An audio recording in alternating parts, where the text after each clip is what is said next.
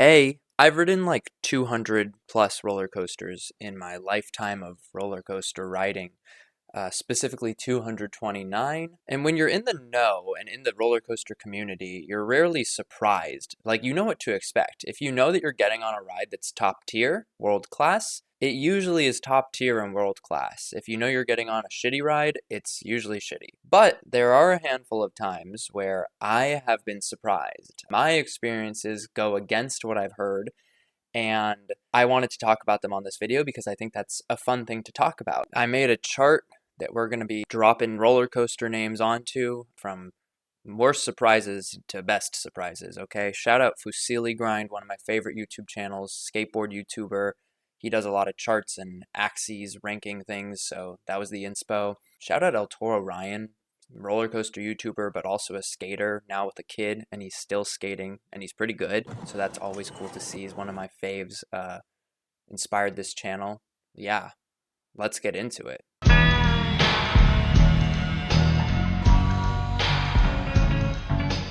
Here's what we're dealing with. I've got this chart.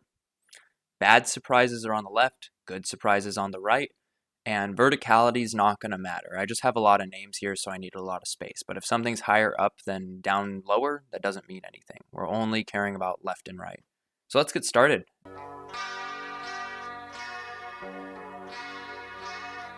Adventure Express at Kings Island. Aero Mine Train, built in 1991.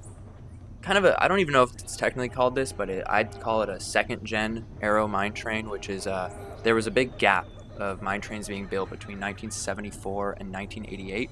And I kind of knew nothing about this ride, so maybe that's on expectations as to why I was surprised. Maybe if I'd done a little more research, I would have not been surprised.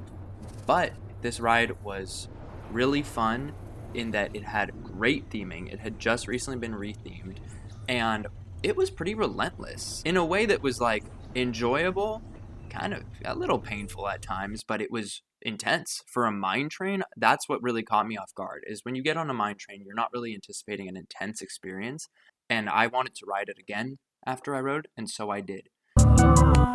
Listen to your heart. And so, that was just a good surprise. Nothing crazy good.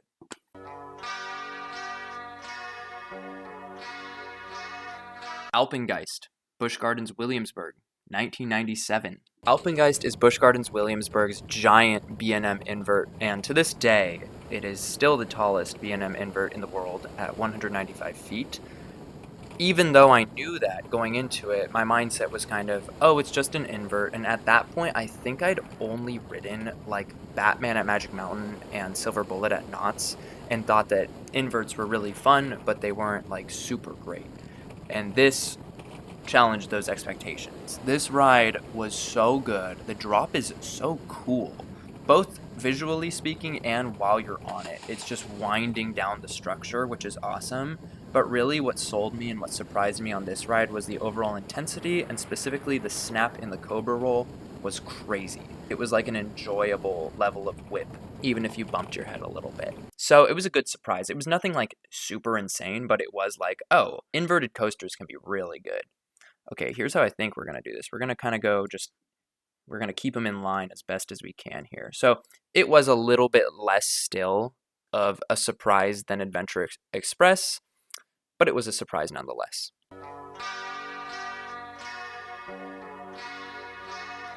American Eagle, 1981, Six Flags Great America, classic Intamin wooden coaster, rare. Didn't have many expectations for this one, knew I'd probably enjoy it because I love a classic Woody, hadn't heard that it was too rough or anything, but I just thought it would kind of be whatever.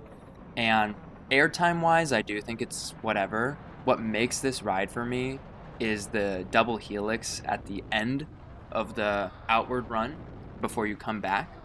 It is so good, and you go into it, and I guess this is a spoiler if you want to be surprised too, but like you kind of go into it at a nice pace that's like pleasant, not too insane, but because it's slowly sloped downward and it's so drawn out, you start going just faster and faster, and the laterals start getting ever so slightly stronger and stronger and stronger till it passes this threshold where you feel like it's like tearing up the track and you're going really fast. And it then spits you out into the return run. And and it's epic. I love that ride for that reason, and I was very pleasantly surprised. We're going to put that here.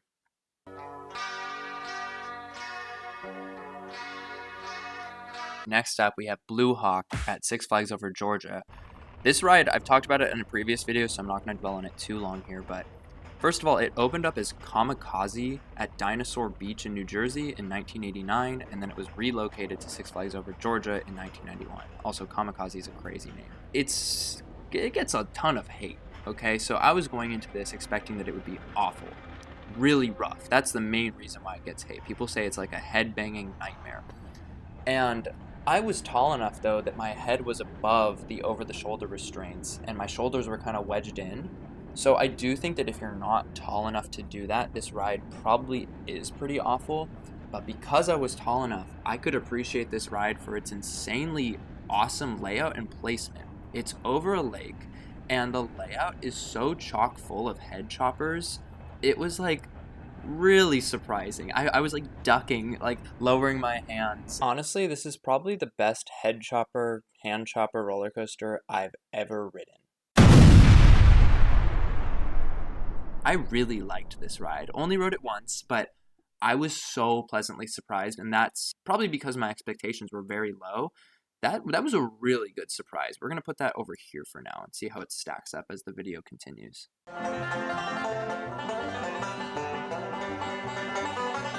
Alright, Cornball Express, Indiana Beach, 2001 CCI wooden coaster. I'd heard great things about it, but I got to the park and I saw it was pretty small, so I wasn't expecting like the best wooden coaster.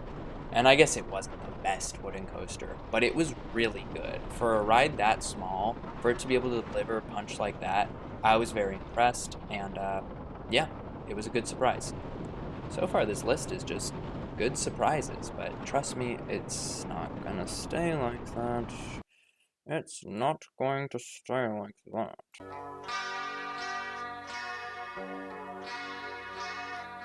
Okay, Dragon Slayer. This is the roller coaster that actually inspired this video. This was freaking crazy. This is Dragon Slayer at Adventureland in Altoona, Iowa, the Disneyland of the Midwest, some might call it. And it's just an SNS 4D free spin, built in 2021. If you've been to Six Flags parks, you may have seen these, ridden these. They're a cloned model, and they're usually not that great. The Six Flags models are different than this one in that the way these rides works are they have magnetic fins positioned along the ride at parts that interact with the train, and the way they interact is these magnetic fins cause riders to flip on their axis. And the Six Flags ones just cause less flipping. Maybe that means there's less metal fins, maybe they're somehow less powerful than these ones on Dragon Slayer. Dragon Slayer is different because you can ride this on either the left or the right side of the track, and the left side, at least like in this video, the side closest to the camera is the night side, which is supposed to be more intense and have more flipping, and the far side is the Squire side, which is supposed to have less. But what I saw, it's like sometimes the Squire side goes crazy. We rode the night side, and that was like potentially, actually I think it just was, almost 100% hands down, the most disorienting roller coaster experience I've ever had. It kind of felt like riding those zipper rides at the fair, which I don't ride anymore. Those actually kind of suss me out. But it was so much flipping that it felt like my head and my feet were getting ripped off. Yeah! Woo! Like, we probably did like 6 flips in a row nonstop while the ride was going, and it was a lot. It was like definitely not re-rideable, but it was awesomely surprising. So that's gonna, like, you know, that inspired this list. That's all the way over here. And it doesn't mean that it's like one of my favorite coasters. It was just like awesome. We were giggling, laughing the whole time because it was like, what? Like, this is just here at this park. This is way too crazy.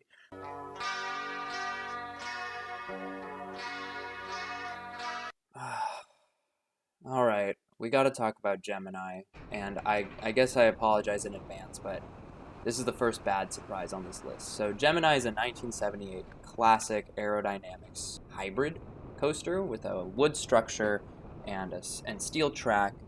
very iconic roller coaster in Cedar Point and worldwide, I would say. This is really recognizable as something unique. It's so charming. The two coaster cars race the whole time, except for at the very end there.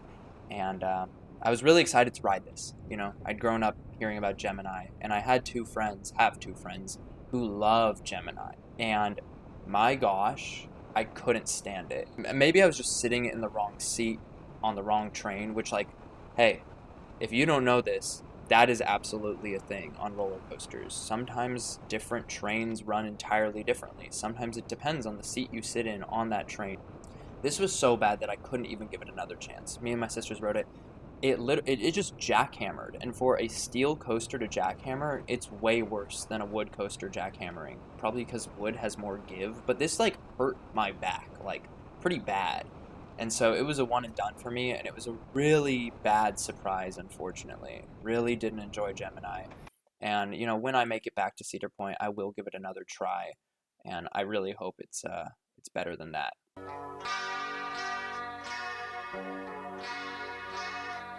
Gold Striker California's Great America 2013 Great Coasters International Wooden Coaster. When it first opened, I rode it. I think I rode it the either opening year or the year after it opened. And it was like one of my favorite wood coasters. It was probably number 2 behind Ghost Rider. Maybe it was number 1 at the time even, but I was pretty young. Got back to riding it within the past 4 years, and wow, it has gone really downhill with how that park's been taking care of it. So, I mean, it's a quick review. This ride for a GCI, I mean, it was one of GCI's best layouts. It was so aggressive, but that was its downfall in the end, right? It's ripping up the track, and the park is clearly not keeping up with maintenance. Whether that's purposeful or not, right? This park is going to close at some point anyway, so, you know, why would they? So, I mean, I'm going to put that. It was an unfortunate surprise, but I had heard that it wasn't that good anymore, so it wasn't like a shocker, so that's gonna go here.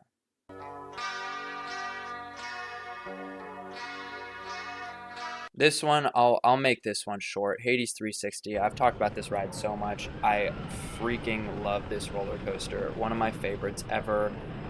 Truly, every time I ride it, it's like one of the most special roller coaster riding experiences I've ever had. Just because it's like, I don't know, first time I rode it, I went there with my friend who'd never been, and that was really fun. And then I went with other friends, and kind of you tell them the lore beforehand. You're like, hey, everyone hates this ride. Everyone says it's literally unbearable. And then, like, both times that I've ridden with people that I introduced the ride to, they're like, that wasn't bad, that was awesome. And it's just so out of control crazy. It was a great surprise to get to experience firsthand that everything I'd heard about it, everything bad that I'd heard about this ride, because if you're unfamiliar, the claim is that this is like literally the roughest coaster in the world, and it's just not. It's just not. I mean, Gold Striker was worse, so. Forgot to add that that's a 2005 Gravity Group wooden coaster.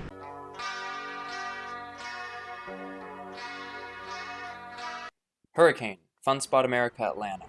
Alright, this one operated in Sparks, Nevada, at Wild Island as Wildcat, and it opened in 2002. Then it was relocated to Fun Spot Atlanta in 2006 and opened in 2007. And these E&F Miler coasters are crazy. I actually grew up having ridden the one at Scandia Amusement Park in Ontario, California, which is now in Texas. And I just remember that thing was crazy. This one honestly looks to be even more janky than that one, and that's what made this ride insane. Like, I was at Fun Spot Atlanta, obviously just to ride Airy Force, and this was kind of merely a credit. And it looked, I mean, you can see from off-ride that this ride just looks ridiculous. So I was expecting it to be ridiculous, and then it was ridiculous. I knew it! I knew it! I knew it! But it was still a good surprise. Like, what made it amazing is just how janky it was. You're slamming into the people next to you. You're actually getting good airtime. A ride like this is like honestly one of my favorite types of roller coaster experiences you can have, because it kind of feels like it shouldn't be allowed, but it exists, and I like that, and you kind of just can't help but laugh your whole way through. So that's gonna go kind of here. I don't really know why I didn't put this one further to the right. I should have, because I was really surprised by how much I liked it.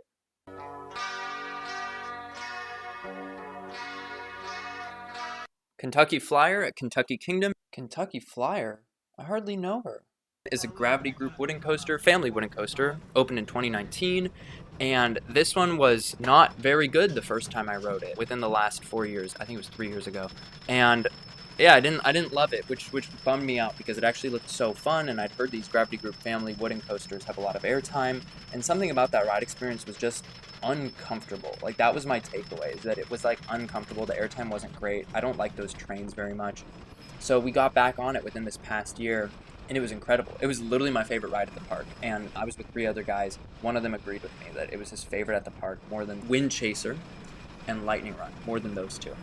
So yeah, I mean, great ride. I don't know what changed. Maybe it was where we were riding. I don't remember where we rode the first time, but we were in the back this most recent time, and it was fantastic. Crazy airtime.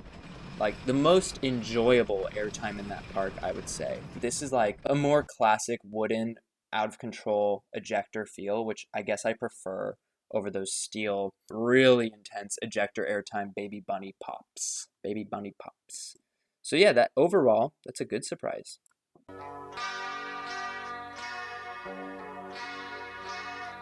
All right, Kumba, classic, iconic, Busch Gardens, Tampa, 1993 B&M sitting multi-looping roller coaster. And, you know, I grew up going to Magic Mountain. They got a lot of B&Ms, okay? I've done a lot of B&M multi-loopers all over. This ride blew me away. I have friends that rode it closer to the back of the train, and they said it was pretty rough. I rode in the front row, so maybe that's where you got a ride. It was amazing because it has this intensity, akin to the intensity of Alpengeist that I talked about earlier, but even more than that. For the entire duration of the ride experience, it feels like there's this constant force pushing down on your body. Even when the ride is kind of chill, it just, for some reason, gravity feels heavier. I kind of still can't even understand why. Like, I watch POVs and it's like, why? That looks like Scream at Magic Mountain. It rides so much differently. I hope it stays around forever. I know it was kind of looking grim for a second, potentially, and I don't think that's the case anymore, so that's good to hear. That was a really good surprise, honestly. I really liked that ride.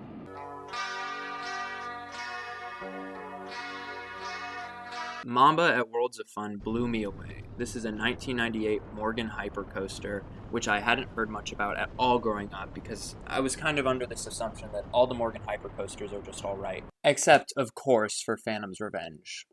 And I think for a while it was just alright, until they damn near turned the mid-course rake run off. I rode this, it flew up into the mid-course, and I was like, we're going way too fast for this next part of the ride. And they, like, literally didn't hit at all, and we sailed through the airtime hills so fast. I was getting violent airtime, but, like, not like Magnum violent. Imagine Magnum if the airtime was, like, a little bit more pleasant, but still really intense. It was so fun. Great surprise. Really great surprise. All the way over here. Trust me, there's going to be more bad surprises on this list. It's alphabetical, and I guess the earlier the alphabet names are typically better roller coasters. I wonder what the stats on that would actually be.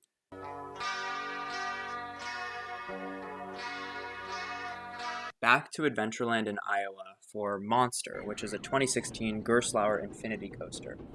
Now, I'd ridden Hang Time at Knott's plenty of times, which is also a Gerstlauer Infinity Coaster, and I thought it was a great ride, but nothing really worth writing home about. This ride, totally different story.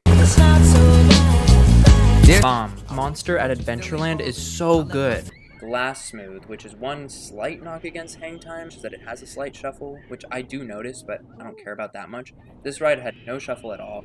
And really what did it for me is that on top of that smoothness, it has one of the most creative layouts of any roller coaster I've ever ridden. It's just pure fun. It's not too intense, but it's got so much hang time, airtime, and just floaty moments, and it's so free feeling that it was so re-rideable and just so visually appealing too. Like, looking at that weird layout, looking at the great color scheme from the midway, it was a wonderful ride. So great surprise. Putting it there. Like the legend of the Phoenix at Knoebels opened as Rocket at Playland in San Antonio in 1947, and then Knoebels actually relocated the wood coaster to Ellisburg, Pennsylvania in 1985. It opened to the public, and this ride is touted as one of the greats in the world of roller coasters, right? It's a classic roller coaster that stood the test of time, and it continues to deliver a thrilling ride experience, with the term often ascribed to it being standing airtime at the end of the ride, which means that because it just has a buzz bar, the airtime is so strong that you damn near stand up. I went to Knoebels on a very cold, rainy day, and I rode it in the front and back, and Phoenix just didn't do it for me, and I had like incredibly high expectations. How could I not? You know, I'd watched plenty of POVs, and I honestly would watch them and kind of doubt, like, how could this ride be really that good? And I'm sure that if I give it another chance in the future on a warmer day, I'll get a much better ride experience. But unfortunately, it was a really bad surprise. I was pretty let down, so that's gonna go there.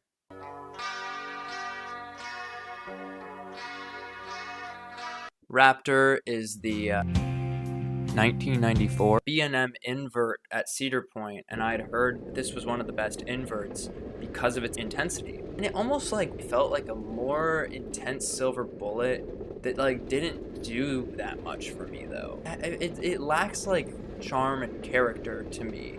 Not that Alpengeist is something I like because it had charm and character, but I mean it has more of that than Raptor. Raptor's just kind of there, and it's just kind of one of the inverts that to me just kind of falls into the list of all the B&M inverts. So that was a bad surprise because I thought it would be really good.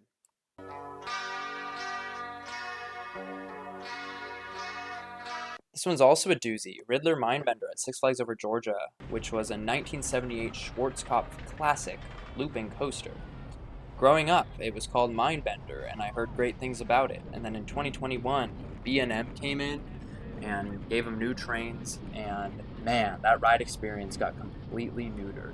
It kind of just sucked. My main complaints were it kind of shuddered and shimmied quite a bit, and mainly it was just boring. It was like a very slow, meandering ride without that like classic Schwarzkopf intensity that it was known for. And then I looked back, found an old POV when it was back just called Mindbender, and found that from first drop to the brake run, it was 52 seconds long. Nowadays, it's literally a minute 20 to cover that same amount of track. And that is an insane difference. So yeah, this ride just kind of sucks now, which is really a shame because it's a ace roller coaster landmark, classic Schwarzkopf. I love Schwarzkopf, and I don't want them to like get rid of it, but it kind of does nothing now, and it's kind of just like sad. It doesn't help further Schwarzkopf's legacy, I would say. If it was running like it used to, I'm sure it would. But now it's kind of just like, oh, this is just an aging relic of a roller coaster that has been just kind of hurt. It's been hurt. So yeah, okay, yeah, whatever. Bad surprise. Pretty bad surprise. Pretty bad surprise, honestly. I was very sad about this one.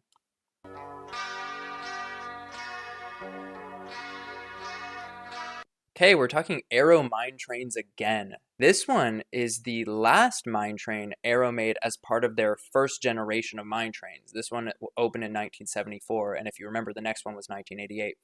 Runaway Mine Train at Six Flags Great Adventure really shocked me. I'd heard good things about it. It looked very picturesque, and really the main thing was that it had airtime, which is so unheard of on these mine train type rides. It had really good airtime, like strong airtime and a beautiful swoop over the lake, and I mean, I just loved it, so it was a really good surprise. I hope it stays forever. I really like that ride.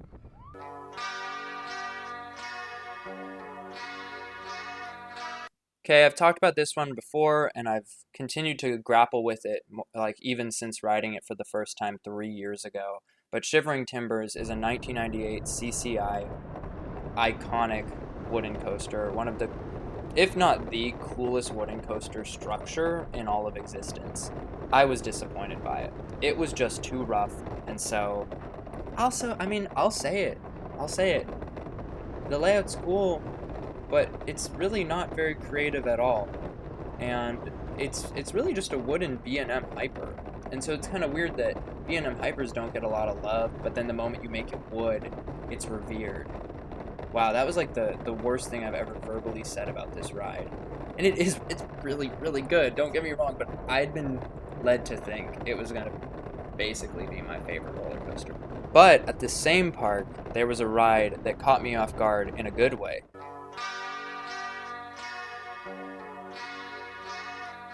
and that was Thunderhawk, the relocated Vekoma SLC from Geauga Lake. So it opened in Geauga Lake as Thunderhawk as well in 1998. Then it was relocated and opened at Michigan's Adventure in 2008. And I mean, it's a Vekoma SLC, so I was dreading this ride. It's my first ride of the day, and I was like, let's just get it over with. And it was actually like kind of awesome, really smooth, and it really allowed me to appreciate how good the layout of these rides are. So I mean, it was a good surprise, really good surprise. I still wouldn't say it was like I was gonna start rewriting it, but I was like, that was kind of good.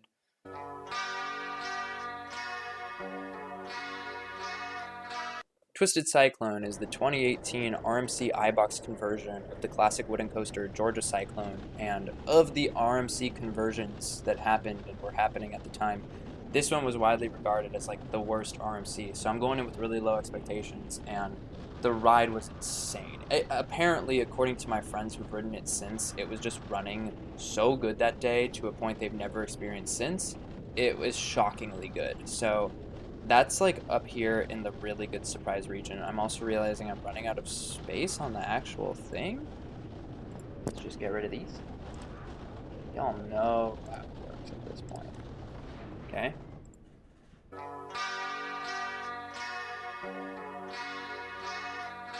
Viper, Six Flags Great America, 1995 wooden coaster. The only roller coaster Six Flags themselves ever built, and it's amazing. You know, I just hadn't heard much about it going into it. It's a mirror image of a Coney Island Cyclone, one of the most classic, iconic roller coasters in the world, and it's great. That's really all that there is to say about it. It's great. It's my favorite ride in that park. I love Viper, and I went into this park not thinking that would be the case at all. Every time I've ridden it too, it continues to impress me.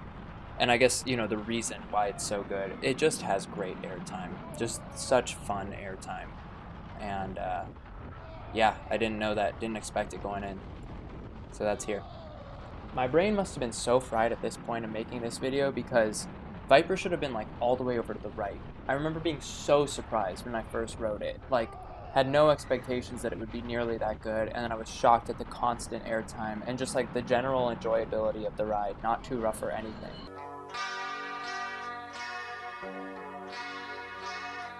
Wild Beast is a PTC wooden coaster opened in 1981, and recently Coaster Studios called it one of the 10 worst roller coasters of all time. So going into it, I was ready to brace myself because they said it was one of the roughest coasters they'd ever experienced, and honestly, it was rough. It was pretty rough, but it was still fun. So I'd say it surprised me in a good way. It didn't give me a headache or anything too. It's not like big enough or crazy enough to do that. It was just bouncing you around a lot in a fun way.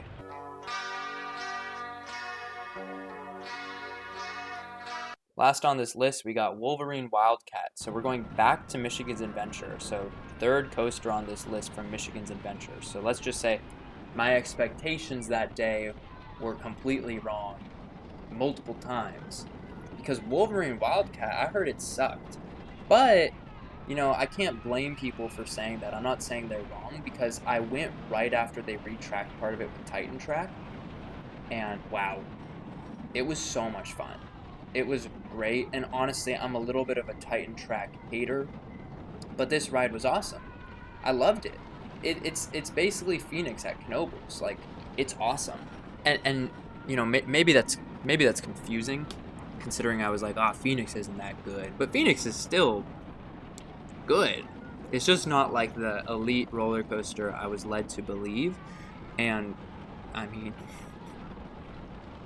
it was a warm day when I went to Michigan's Adventure and rode Wolverine Wildcat. It was running very well, very fast. I think I liked it more than Phoenix. So, yeah. Wolverine Wildcat, Michigan Miracle. Game over.